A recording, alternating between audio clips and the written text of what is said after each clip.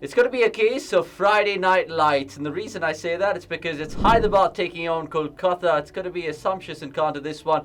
And in the house today we have WV Raman. Don't go anywhere. What's this match preview right now?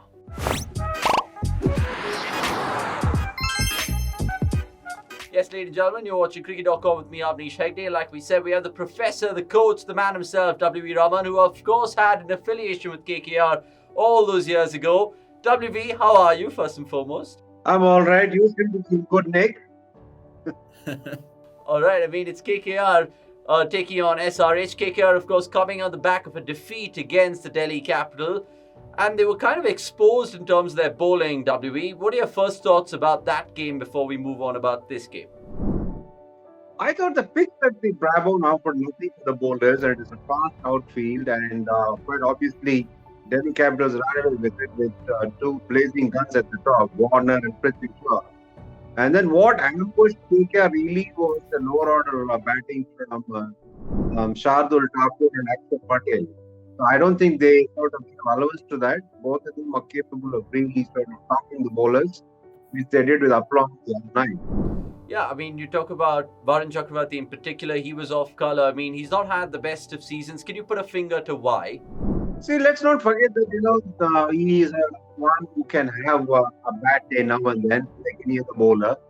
Secondly, he's also been in the circuit long enough for people to work him out slowly. And when there's nothing offered on the pitch, it's not going to be easy for the bowlers at all because there's only so much that any bowler can do. We saw even like Cummins and Umesh Yadav were very experienced, went for a lot of runs because there was no spin in the air at all, and there's hardly anything of the team. Which means even the spinners were not getting any kind of assistance from the surface. All in all, it was a nightmare of a pitch as far as the bowlers were concerned. Yeah, I mean, it makes you think about even their pace attack because right from game 1 to game 5, we've seen how they've been bleeding runs. How do they plug this hole, WV?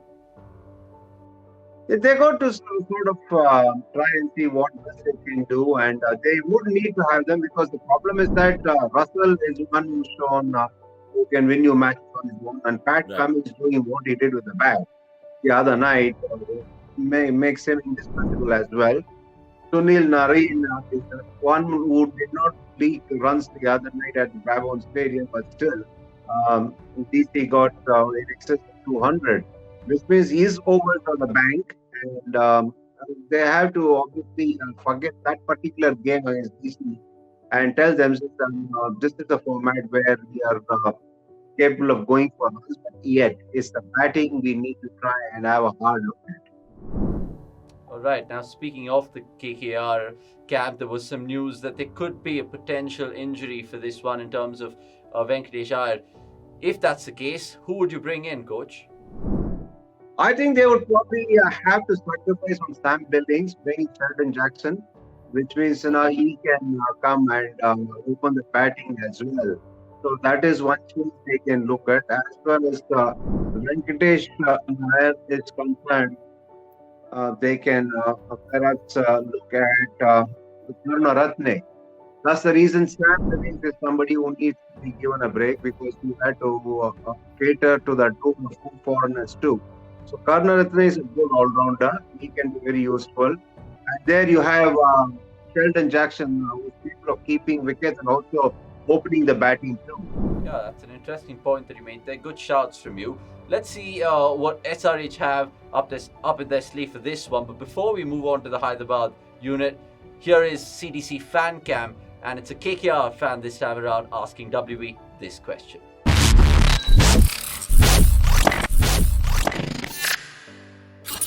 हाय, मेरा नाम मोहन है। मैं KKR का supporter हूँ। मेरा सवाल यही है कि अजिंक्य रहाणे का प्लेस में क्या हम सुनील नारायण को ओपनिंग करते हुए देख पाएंगे?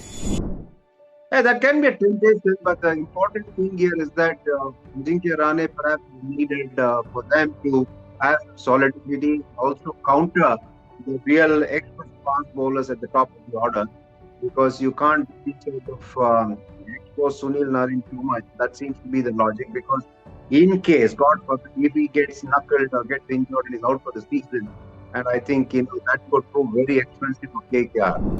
Okay, of course, KKR are going to be locking horns with SRH. Let's talk about them next, because the last two games have profited wins for them, and they've gone back to the old school theory, which has worked wonderfully for them over the years, which is kind of restricting the batting opposition and then chasing down themselves. But would this be a challenge if they had to bat first themselves, WV? Yes, Sunrisers have stuck to a plan and they have executed methodically. They have also not changed too much as far as their playing combination is concerned. Yes, sir, there are certain states which find it a challenge to set targets because what happens is that when they don't have enough power, they tend to bank on chasing because they know that once they get into a situation of chasing, they know exactly how they need to pace the innings. But whereas when you're setting a target, that is something that you don't know as to how much is enough. Especially when the strategy seems to be, building it up in a nice tempo, start slow, easy, and then sort of build it with pressure towards the end of the innings. So such sides will have a bit of a problem. That's why if you remember CSK, even at their best, they would prefer chasing most of the time. Interesting, because look, Rahul Tripathi has been on fire for them. You talk about having a good strike rate and average. He has both of them compared to the other top four in that SRH unit. How important is he for this franchise? He's extremely important because he can be a game changer with his explosive batting, and he's also somebody who is a very good fielder. Of course, there were a couple of catches he floored, but that obviously is no indication of his real ability. Catches do get dropped, and that's nothing to be ashamed of. But he did take a screamer first up in that game. And as far as batting is concerned, he plays in only one mode, which is getting runs quickly. He doesn't waste his time at crease, pace or spin.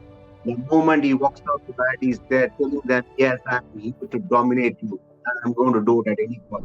Okay, there's another cause for concern for SRH in terms of an injury personnel, and that's Washington Sundar.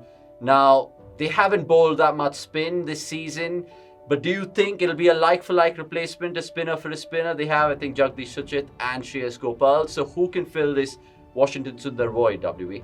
I think they're perhaps hard-pressed to go for Shreyas Gopal because he's got a lot of experience. He's played quite a few IPL games, and he can also be very handy in the bat.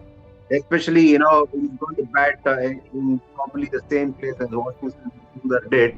But I think the one thing that they can look at tweaking around in their batting order is to Markram at number 3 because he's the opener for South Africa and he likes the ball to come on to him. He may not be the best against the spinners. So that is one thing that they perhaps can think about. With Tripathi being very dexterous against both pace and spin, and Pooran also coming into a bit of form and also gaining confidence from his last outing. I think Markram at 3 is one who needs to have a little bit of time out there and then sort out his batting because he's not had much of a hit. It's all interesting, bubbling up nicely at the Brabant, which is going to be the venue of this fixture. Before we get WV's predictions and wrap up this match preview, we can get on to Mr. Milestone for you guys back home to win a goodie bag. And this is your question for today.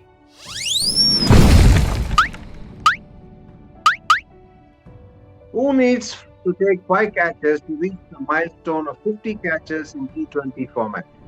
Let us know in the comments below and we can crack on to WV's predictions. I know that he was a KKR man a long time ago, but will he be siding the Knights today? I think on paper KKR is a good side. It's well balanced. It's got the firepower, and I think they might have an edge against the Sunrisers because Sunrisers is banking on certain things to happen for them in a certain way. But KKR is a side which can manage whether they set a target or they chase a target. Okay, let's see how it all unfolds.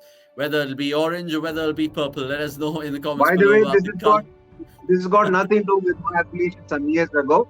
It's based on the current situation and the current form.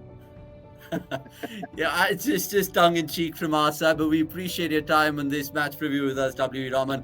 Of course, great insight from him, and catch it all on cricket.com. Lots more of this coming up. Stay tuned.